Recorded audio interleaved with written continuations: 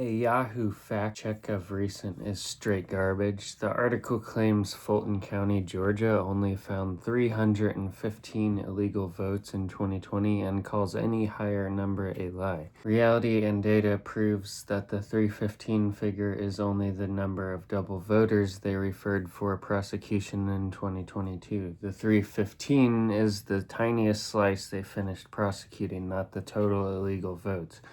In other news, well, here we have it. Testimony from the other day under oath from Fulton County Registrations and Election Board member Mark Wingate. Fannie Willis knows that no signature verification was done in Fulton. Those 147,000 ballots that by law are invalid. Fannie Willis should drop the RICO case and immediately investigate these allegations, and by not doing so, she is complicit. Every single judge in Georgia who threw out these cases should immediately be investigated as well. Fulton BRE members who voted to certify knowing such should also step down, be investigated, and possibly prosecuted. President Trump has directed the Justice Department to investigate Democrats' Act Blue, and Trump is giving the DOJ 6 months to produce a report on Democrats using Act Blue to illegally bypass campaign finance laws and accept foreign money. The focus is about legal straw donors and foreign contribution, and the president says he wants to know if foreign money is being donated to the group and then utilized to sway elections. CIF and forensic experts reveal non-election personnel were remotely accessing Dominion voting systems during the 2020 election. Act Blue is an enormous operation in Democrat politics. It has raised more than $16 billion since 2004. This is evidence that was never even looked at yet by court of law. The time is coming, we're just getting positioned. The 2020 election was factually stolen, period. According to data and solid studies like ones from CIS, illegal immigrants and their U.S.-born children would redistribute 5 seats in 2020, with Ohio, Michigan, Alabama, Minnesota, and West Virginia each losing 1 seat in 2020 that they otherwise would not have lost. California and Texas would each have 2 additional seats, and New York would have 1 additional seat.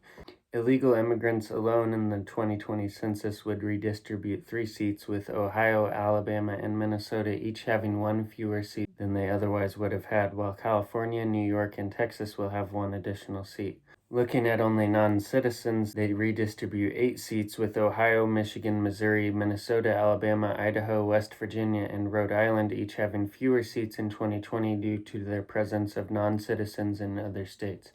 California will have 3 additional seats, and Texas will have 2 more seats, with Florida, New Jersey, and New York all having 1 more seat.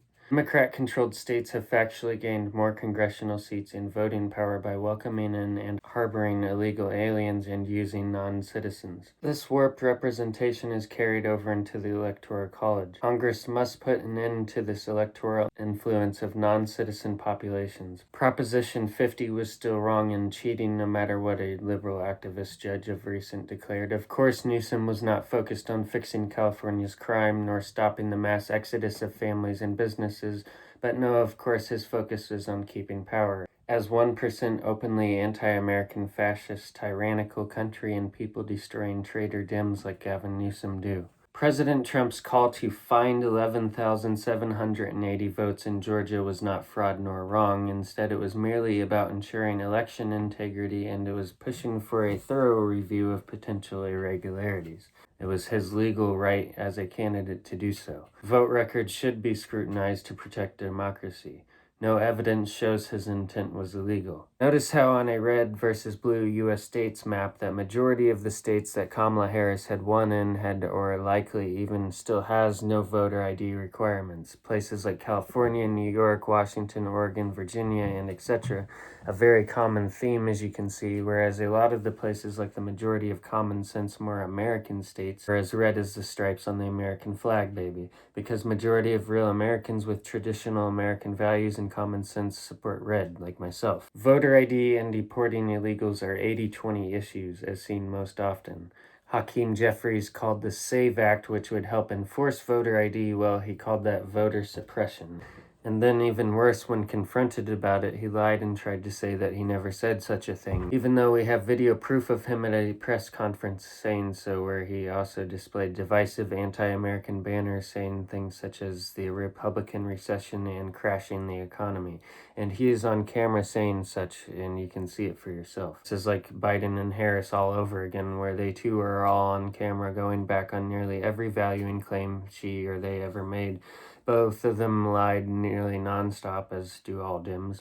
Going back to my main points, we all know that Democrats love illegals, that they give them the majority of our benefits and systems, that they use and abuse blacks and minorities. To clear a misconception, even amongst conservatives like myself, in elections, rural gets more votes over big cities. Big cities do not get more voice in presidential elections. The college is designed to give more weight to rural and smaller state voters, not urban ones. In other words, what I'm saying is that a vote in Wyoming counts about 3 to 4 times more than one in California when it comes to electoral power per person. Urban voters are actually deluded because winner takes all in big states means millions of votes on the losing side get 0 electors.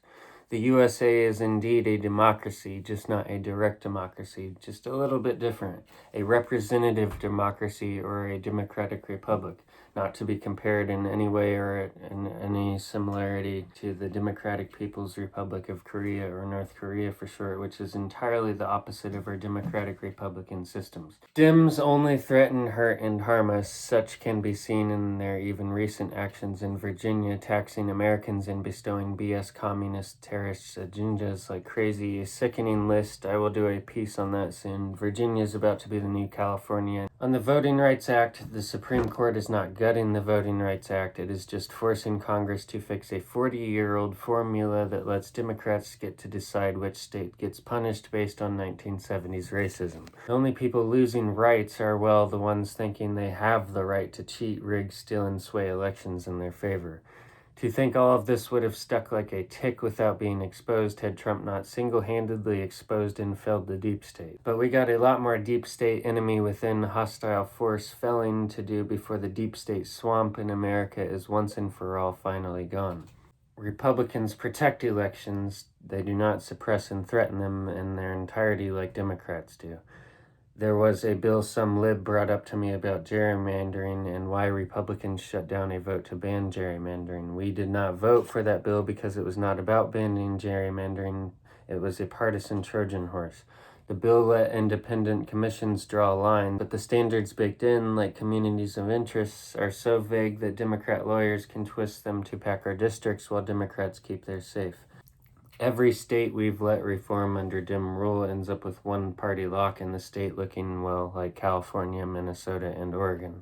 We want real competition and fairness, not regime change, and a system where left-wing academics decide how many Latino suburbs go to a GOP seat. If you want fair maps, let voter decide the rules and not activist judges.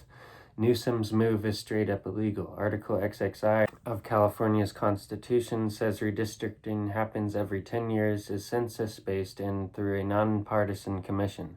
He's trying to bypass that with an executive order appointing cronies to review maps before it's even time. That's cheating and a pure power grab. The commission's already filed suit, and the Supreme Court just ruled in Arizona versus Ortiz that governors can't gut the process without a vote. What Texas Republicans did was we waited for the census, we did it by the rule code books, we passed new maps in the legislature, challenged in court every step, constitutional fully, no shortcuts, no cronies. Lefties cry foul only when they lose. Looking at California in 1990, they had at least 3 million undocumented immigrants, and by 2020 they had 5 million plus. That's 700,000 raw people, each packing 1/5 a congressional district. 2 seats, try 6, and that's just all in Cali alone. That's enough to flip Senate maps, kill supermajority filibusters, and hand-run states to the left for decades like we have seen with California now. Every warm body means federal dollars, about 1.2 thousand or so bucks in federal spending. Illegals live in districts. Districts get cash for things like Medicaid, schools, roads, and blue cities turn it into client votes. Each cycle, illegals pad blue states harder, red states bleed seats forever. So sure, in 1982, maybe 2 seats moved. Today it's 5, tomorrow 10. In Electoral College, 3 votes doesn't sound big until Texas flips blue or Arizona goes purple because illegals turn Maricopa into a sanctuary circus. Look at what's happened to Minnesota and is now happening in Virginia solely because Dems took power like a damn communist regime, ushering in terror. Illegals don't vote? Well, they don't have to. Governors appoint commissioners, draw snake districts, stuff ballot boxes, rig, steal, and cheat elections by every and all means necessary, and more. Census equals census, period. Keep illegals in, keep in power. Simple as that. Kamala Harris paid or tried to pay gamers and streamers to literally endorse/promote her. And while reps sometimes do similar, it is still buying, swaying, and negatively influencing our democratic elections. She openly did such many times.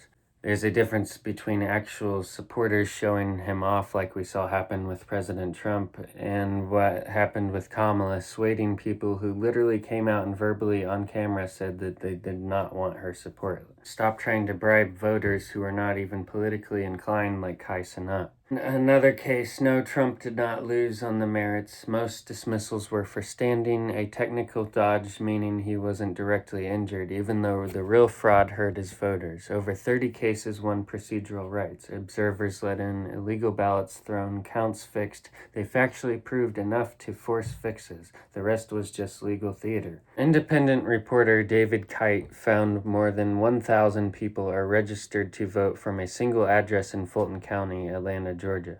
It's a church and no one lives there. It's a clever scheme by Democrat activists to register homeless people to vote, citing the church as the residence.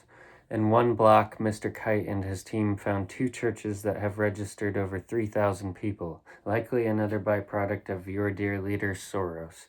More fraud in a sea of proven fraud. For more data and links, check my article linked.